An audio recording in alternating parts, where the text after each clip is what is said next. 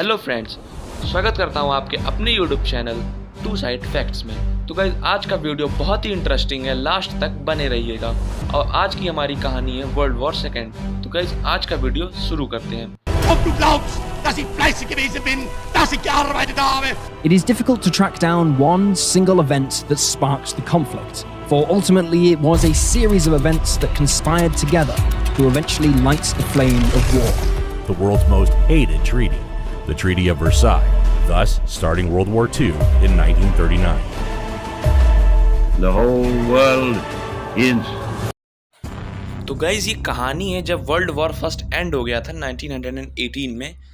तब एक piece sign हुई जिसका नाम था ट्रीटी ऑफ वर्साइल। और इसमें एक बहुत ही इम्पोर्टेंट क्लॉज ये लिखा था आर्टिकल 261 में कि जितना भी नुकसान हुआ और देशों में उसकी भरपाई जर्मनी करेगा। मतलब इसका मेन मोटिव ये था कि जो ब्रिटेन और फ्रांस थे वो चाहते थे कि जर्मनी ने जितना भी नुकसान किया है वो सब, जितना भी पैसा देशों का नुकसान हुआ है वो सब जर्मनी भरेगा। और इन पे फाइन लगा था $33 बिलियन का, जो आज के ज़माने में होता है $270 बिलियन। तो गाइस, आप विश्वास नहीं करोगे, जर्मनी ने आखिरी पेमेंट 2010 में की थी। यानी कि जर्मनी को पूरा पेमेंट करने में कम से कम 100 साल लग गए थे। तो गाइज, आप लोग ये सोच रहे होंगे कि जर्मनी में इतना पैसा आता कहाँ से था। टैक्सेस इंक्रीज कर दिए गए थे जर्मनी में। जब इनकी फर्स्ट पेमेंट हुई 1921 में, तब जनवरी में एक हाइपर इन्फ्लेशन आ गया था। बहुत ही भिखमंगी भुखमरी छा गई थी जर्मनी में। और जर्मनी की उस टाइम पे करेंसी की जो थी वो मार्क चलती थी, वो डी वैल्यू हो गई थी। जो वहाँ जर्मनी में एक ब्रेड का पैकेट था वो 160 मार्क का मिलने लगा था, और वही जाके 1922 में 200 मार्क्स का हो गया था। गाइस, समझ सकते हैं कितना बड़ा हाइपर इन्फ्लेशन आया था जर्मनी में। तो गाइस, अब हमारे कहानी में एंट्री होती है अपने main lead character Adolf Hitler की। तो गाइस, ये अपने भड़काऊ भाषण से लोगों को बेवकूफ़ बनाता था। साल 1923 में ये जर्मनी सरकार को इन्वेक करना चाहता था, अपना जर्मनी सरकार बनाना चाहता था 1923 में। पर ये इसका मिशन जो था वो फेल हो गया। पर इसकी वजह से इसकी जो पॉपुलैरिटी थी वो बढ़ चुकी थी। अपने भड़काऊ भाषण में हिटलर ये बताता था कि जो जर्मनी की इंटरनेशनल बेइज्जती हुई है वो सिर्फ और सिर्फ किसकी वजह से हुई है? ज्यूस और सोशलिस्ट की वजह से। फिर गाइस, साल 1935 में पूरे देश को पता चला कि जर्मनी के पास भी अपना एक एयर कैंप है। जर्मनी के पास भी एयर कैंप है, उन्होंने भी अपना एक एयर बेस तैयार कर लिया है। पर ऐसा तो ट्रीटी ऑफ वर्साइल में लिखा नहीं था कि जर्मनी तो अपनी कोई आर्मी बना नहीं सकती। पर यहाँ पे जर्मनी के साथ बहुत अनफेयर हो रहा था, तो लोगों ने कहा कि एक ब्रिटेन और जर्मनी के बीच में एंग्लो वॉर साइन हुई, उसमें जर्मनी भी अपना एयर कैंप बना सकता है। फिर जब गाइस जर्मनी को लगा कि हम लोग ओवर पावर्ड हो चुके हैं, हमारी फुल आर्मी तैयार हो चुकी है, पूरे फुल मूड में आ चुकी है आर्मी, तो यहाँ पे फ्रांस जो था वो बहुत ही चौकन्ना हो गया। फ्रांस ने अपने ईस्टर्न बॉर्डर में एक मैग्नेट लाइन बनवा दी, जिससे कि अगर कोई भी जर्मनी ट्रूप्स हमला करे तो सबसे पहले हम लोगों को पता चल जाए। तो जब हिटलर को लगा कि हमारी आर्मी जो है फुल पावर्ड हो चुकी है, तो सबसे पहले उन्होंने ऑस्ट्रेलिया के वाइस चांसलर जो थे कुर्ट शुशनिक्स, उनसे बात की उसने, और एक फोर्सली वहाँ पे एग्रीमेंट साइन किया कि आपकी पार्टीज में नाजीज को भी जगह मिलनी चाहिए। क्या हुआ गाइस, जो हमारे चांसलर थे उन्होंने परमिशन दे दी और नाजीज को भी पार्टीज में जगह मिल गई।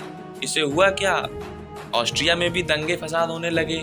और वहाँ पे जो हमारे चांसलर थे उन्होंने ऑस्ट्रिया की जनता से पूछा कि आप लोग एक इंडिपेंडेंट कंट्री में रहना चाहते हैं या नाजीज के साथ रहना चाहते हैं। तो जैसे ये हिटलर को बात पता चलती है तो हिटलर पूरी आर्मी के साथ ऑस्ट्रिया पे हमला कर देता है। जब ये बात फिर चांसलर को पता चलती है, जो हमारे कुर्ट शुशनिक्स थे, फिर उनको पता चलती है, तो वो कोई लड़ाई झगड़ा देखना नहीं चाहते थे, इसलिए उन्होंने अपनी पोस्ट रिजाइन दे देते हैं। इससे होता ये है कि हिटलर के पास ऑस्ट्रिया देश पूरा हिटलर के कब्जे में आ जाता है।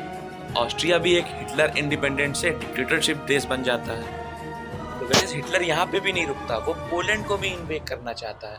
तो गाइस, हिटलर पोलैंड की तरफ अपने 10,000 ट्रूप्स को भेजता है। तो गाइस, ये सब जब पूरी दुनिया देखती है तो वो तो हैरान हो जाती है कि अगर ऐसे धीमे धीमे हिटलर सारे देशों पे कब्जा कर लेगा, अगले नंबर तो हमारा आएगा। तो यहाँ पे ब्रिटेन और फ्रांस एक वार्निंग जारी करते हैं, अगर तुमने पोलैंड को इन्वेक किया तो हम तुम्हारे ऊपर वॉर डिक्लेयर कर देंगे।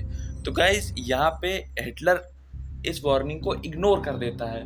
तो यहाँ पे Britain, France, Australia, south Africa, Canada, New Zealand मिलके एक वॉर डिक्लेयर करते हैं जर्मनी पे। तो होता क्या है, फिर गाइज हम लोग वापस आते हैं पोलैंड की तरफ। तो पोलैंड की जो आर्मी थी वो बहुत ही ओल्ड फैशनेबल आर्मी थी, घोड़े तलवारें इन लोग की तरह वो लोग यूज़ करके लड़ाई जीतते थे। पर हिटलर की जो आर्मी थी वो उनके पास न्यूक्लियर वेपन्स, गोली बारूद ये सब, और हिटलर जो था गाइज वो ब्लिट्ज आर्मी का प्रयोग करता था। अब आप लोग पूछेंगे ब्लिट्ज आर्मी क्या है, ब्लिट्ज क्या है? तो गाइज यहाँ पे ब्लिट्ज का मतलब है, जर्मनी वर्ड है, इसका मतलब होता है लाइटनिंग। तो गाइज ये लोग हिटलर की आर्मी करती क्या थी, ये लोग दिन में सोते थे, रात में फाइट्स करते थे जब उन लोगों के पास मौका नहीं रहता था।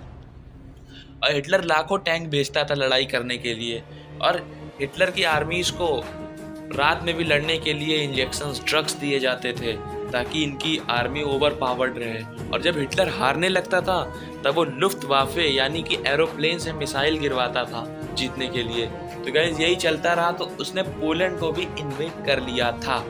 फिर तो गाइज यहाँ पे हिटलर फिर से जो उसके देश नॉर्वे और डेनमार्क थे इन पे भी हिटलर कब्जा करना चाहता था। इस पे भी उसने अपनी ब्लिट्ज आर्मी का प्रयोग करके एरोप्लेन से बॉम्बिंग करा के इन देशों को भी इन्वेड कर लिया था।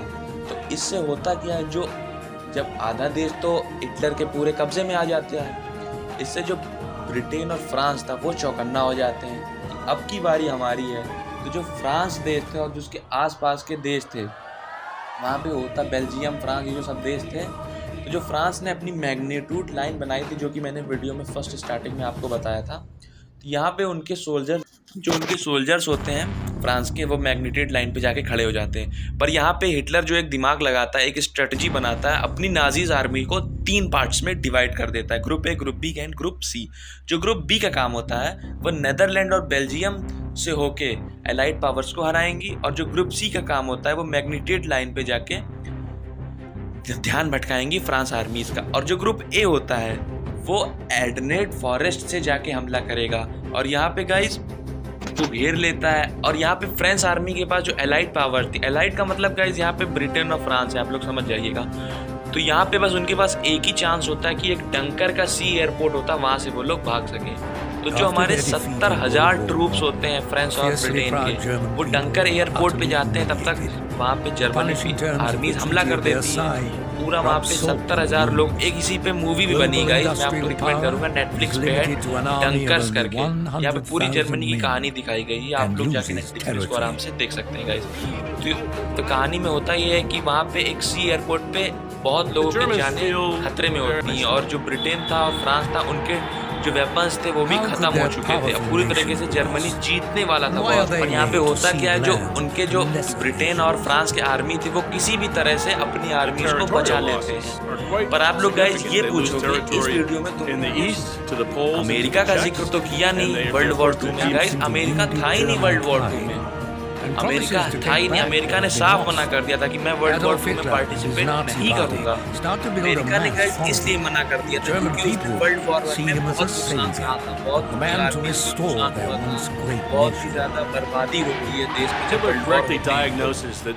तो गाइस अब आप लोगों को लग रहा होगा यहाँ जर्मनी तो फुल पावर्ड में, जर्मनी तो जीत चुका है, पर जर्मनी हारता कैसे ना? वर्ल्ड वॉर 2 में तो जर्मनी की हार हुई थी, पर जर्मनी हारता कैसे है?